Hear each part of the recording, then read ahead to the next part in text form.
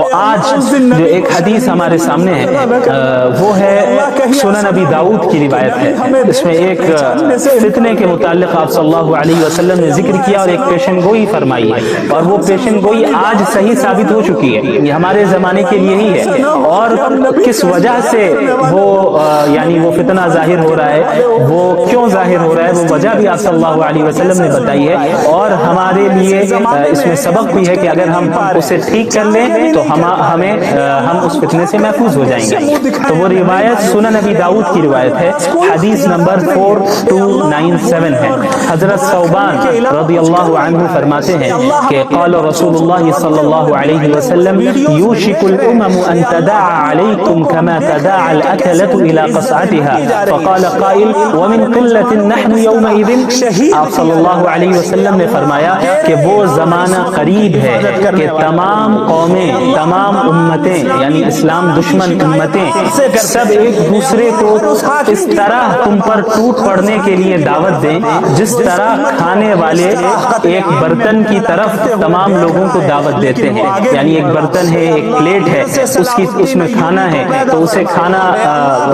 کھانے کے لیے لوگ ایک دوسرے کو دعوت دیتے ہیں کہ آپ بھی آئیے, آپ بھی آئیے, اور چاروں طرف سے لوگ بیٹھ جاتے ہیں اور اس پلیٹ پر, اس کھانے پر چاروں طرف سے حملہ کیا جاتا ہے. تو وہ زمانہ قریب ہے کہ جس طرح لوگ ایک دوسرے کو کھانے کی لگن کی طرف یا برتن کی طرف دعوت دیتے ہیں اور چاروں طرف سے بیٹھ کر حملہ کرتے ہیں اس کھانے پر اور کھاتے ہیں, وہ زمانہ قریب ہے کہ لوگ اسی طرح اور تمام امتیں اس امت کو مٹانے کے لیے, اس امت کو ختم کرنے کے لیے, اس امت کو ذلیل اور رسوا کرنے کے لیے, اس امت کو مغلوب کرنے کے لیے ایک دوسرے کو یہ قومیں اور یہ امتیں دعوت دیں گی کہ آئیں اور سب مل کر ہم اسلام پر حملہ کریں اور مسلمانوں پر حملہ کریں. یہ زمانہ قریب ہے. تو صحابہ کرام نے میں سے کسی نے عرض کیا کہ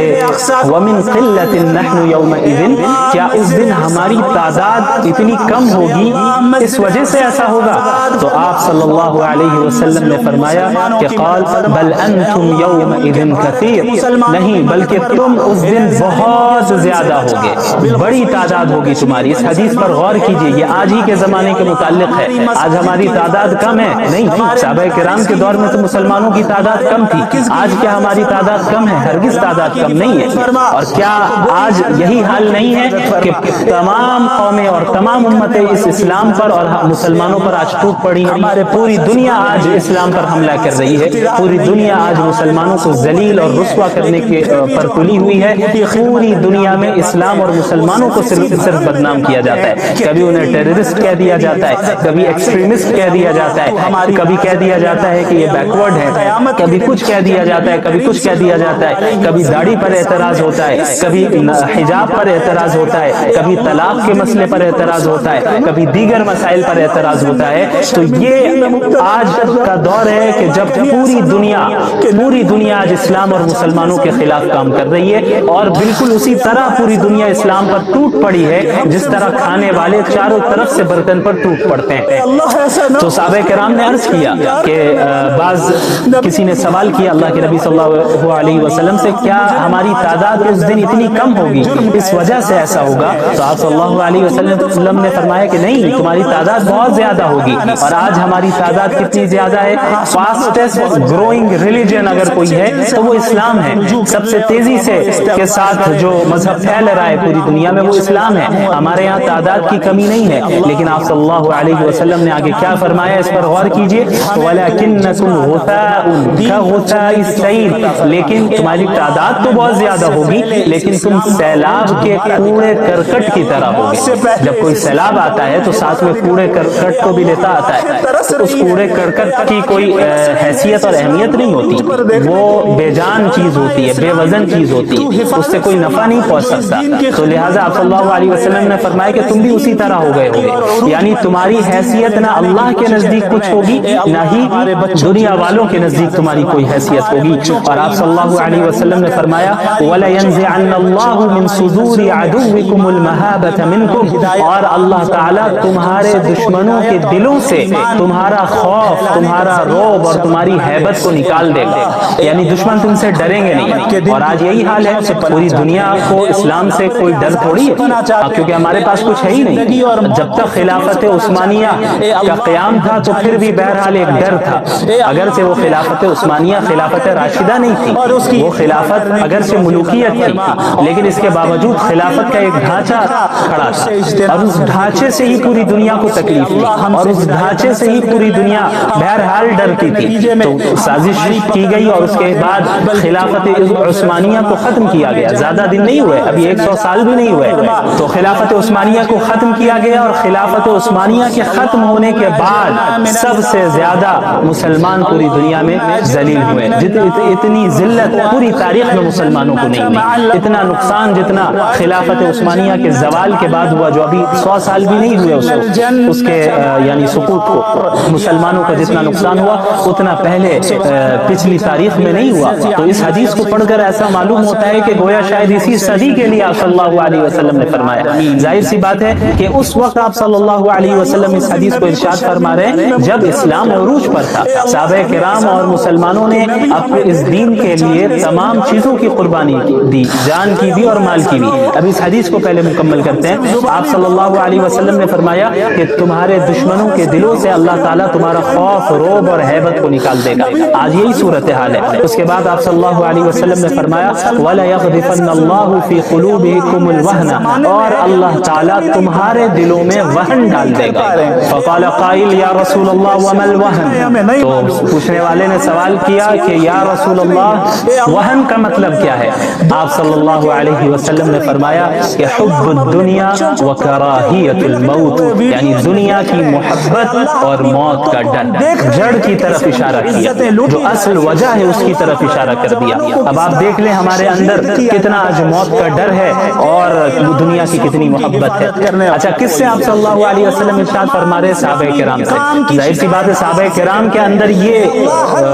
چیز داخل ہو، ایسا ہو ہی نہیں سکتا۔ اگر ایسا ہوتا کہ صحابہ کے اندر دنیا کی محبت ہوتی اور موت کا ڈر ہوتا تو اسلام کے لیے اتنی قربانیاں کبھی نہیں دیتے۔ بدر کے موقع پر 313 اپنے سے 3 گنا زیادہ طاقت کے سامنے کبھی نہیں جاتے، لیکن وہ گئے کیونکہ ان کے اندر موت کا ڈر نہیں تھا، اس کے علاوہ دنیا کی محبت نہیں تھی، تبھی انہوں نے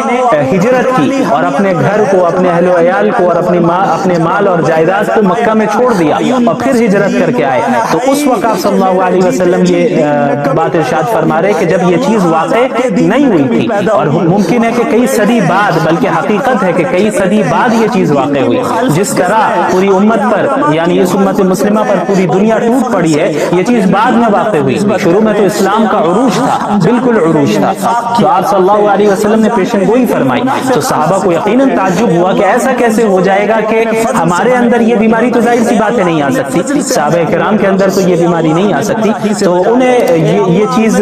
اس چیز نے سوچ میں ڈالا کہ آخر کیا وجہ ہو سکتی ہے۔ یعنی یہ تو ان کو یقین تھا کہ آپ صلی اللہ علیہ وسلم جو فرما رہے ہیں یہ تو ہونا ہے، لیکن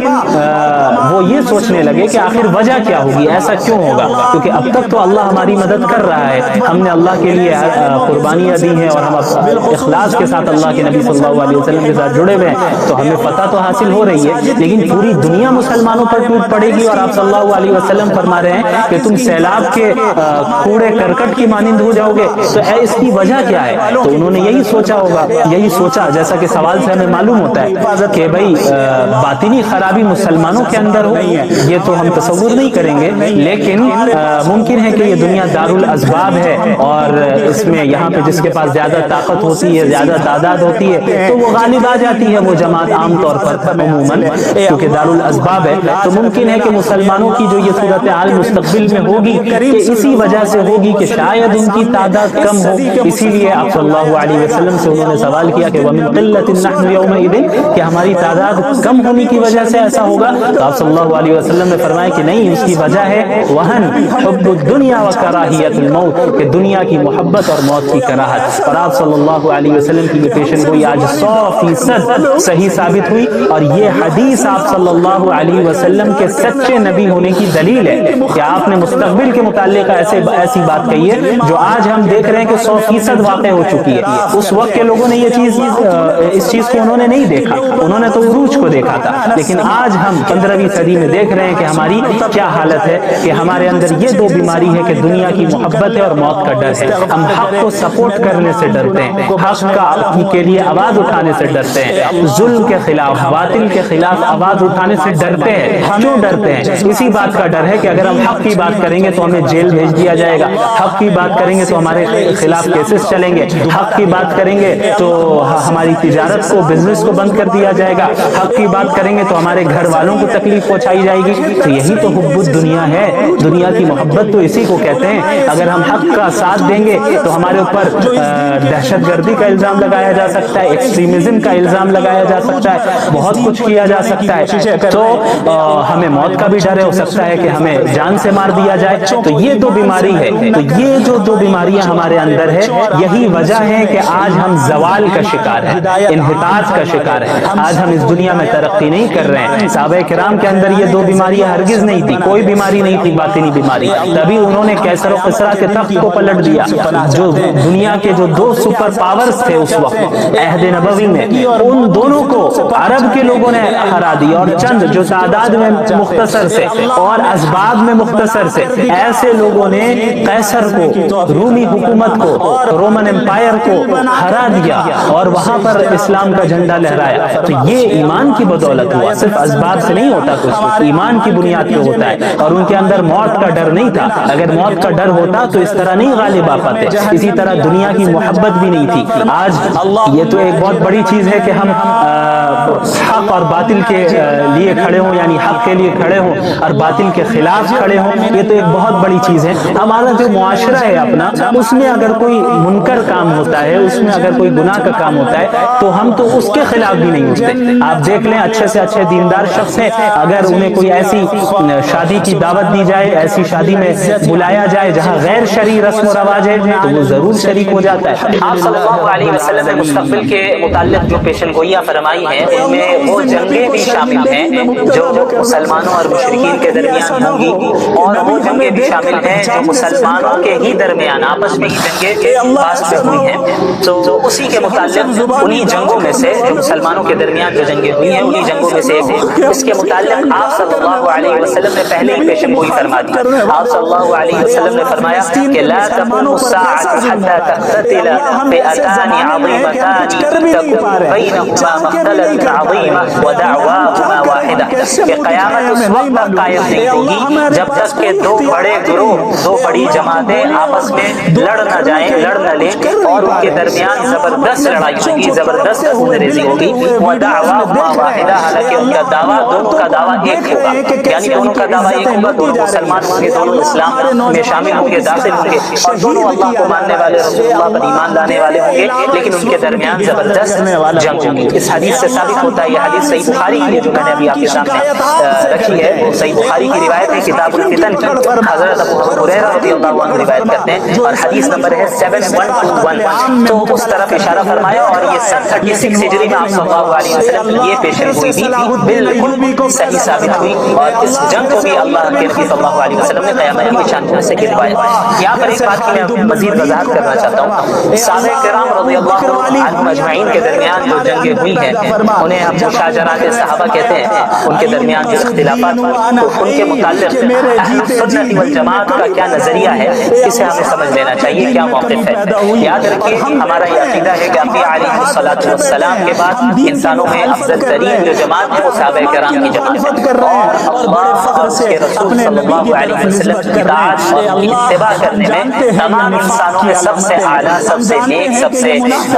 تیزی کرنے والے اتباع کرنے میں صحابہ کرام کی خیر میں سبقت لے جانے والے صحابہ کرام ہے, اور انہی کی خدمات کا نتیجہ ہے کہ دین آج ہم تک پہنچا ہے, اور انہی کی قربانیوں کا نتیجہ ہے کہ اللہ تعالیٰ نے دین کو غلبہ عطا کیا. تو صحابہ کرام کے درمیان جو کچھ بھی اختلافات ہوئے, جو کچھ بھی جنگیں ہوئی ہیں, ان کے متعلق اہل سنت والجماعت کا یہ متفقہ موقف ہے کہ ہم سکوت اختیار کریں، خاموشی اختیار کریں، یعنی ہم 1400 سال بعد آ کر ہماری اور آپ کی کوئی حیثیت نہیں ہے کہ اس جماعت کی نیتوں پر ہم حملہ کریں، ہم فیصلہ کریں کہ بھئی یہ 100% غلط ہے اور یہ 100% صحیح ہے، ہمیں یہ اختیار نہیں دیا گیا، بلکہ ہمیں اپنے ایمان کی حفاظت کرنی ہے، اور ہم کسی فتنے میں مبتلا ہو جائیں اس سے بچنے کے لیے ہمیں چاہیے کہ صحابہ کرام کے متعلق اپنی زبان کو بند رکھیں۔ آج ہمارے یہاں ایسے کئی لوگ ہیں جو کھڑے ہو گئے ہیں اور دعویٰ کرتے ہیں اور صحابہ کرام کے خلاف بولتے ہیں، حضرت امیر معاویہ رضی اللہ عنہ کے خلاف بولتے ہیں، بعض ایسے بھی ہیں جو حضرت معاویہ رضی اللہ عنہ کے دفاع کرتے کرتے حضرت علی رضی اللہ تعالیٰ کے متعلق ایسی باتیں بول دیتے ہیں جو ان کے شایع نشان نہیں ہے۔ تو اسی لیے اہل سنت والجماعت کا سب سے بہترین اور معتدل اور صحیح موقف یہی ہے کہ ہم خاموشی اختیار کریں، کہ ہم لوگ کوشائی نہ کریں، چپ رہیں، کیونکہ یہ جتنے حضرات ہیں یہ مجتہد ہیں۔ حضرت معاویہ رضی اللہ عنہ ان کا بھی ایک مقام ہے، وہ بھی مجتہد ہے۔ حضرت علی رضی اللہ تعالیٰ عنہ کے مقام سے کون واقف نہیں ہے، ان کے فضائل سے کون واقف نہیں ہے، وہ بھی مجتہد ہیں۔ اور آپ صلی اللہ علیہ وسلم نے فرمایا ہے کہ صحیح بخاری کی روایت ہے کتاب الاعتصام بالکتاب والسنہ میں حدیث نمبر ہے 7352 کہ آپ صلی اللہ علیہ وسلم نے فرمایا کہ اذا حکم الحاکم فاجتہد ثم اصاب فله اجران واذا حکم فاجتہد ثم اخطأ فله اجر، کہ جب ایک حاکم اجتہاد کرے اور کوئی فیصلہ کرے اور اس کا فیصلہ صحیح بھی ہو، درست بھی ہو، تو اس کے لیے 2 اجر، 2 ثواب ہیں۔ اور جب وہ اجتہاد کرے اور فیصلہ کرے، اجتہاد کر کے کوئی فیصلہ کرے لیکن اس کا فیصلہ غلط ہو جائے، تب بھی اس کو ایک اجر ملنا ہے، کیونکہ اس نے اجتہاد کیا، اس کی نیت یہ نہیں تھی کہ وہ کچھ غلط کرے، خراب کرے، بلکہ اس نے جو اجتہاد کیا وہ اپنے اجتہاد میں اپنے اعتبار سے صحیح تھا، لیکن اگر حقیقت میں اس سے کچھ غلطی ہو گئی تو وہ اجتہادی غلطی تھی، یہ نہیں کہ نیتوں پہ ہم حملہ کرنے لگ جائے۔ تو یہ صحابہ کرام میں جو 2 گروہ بن گئے اور آپس میں جنگ ہوئی، لڑائی ہوئی، اگر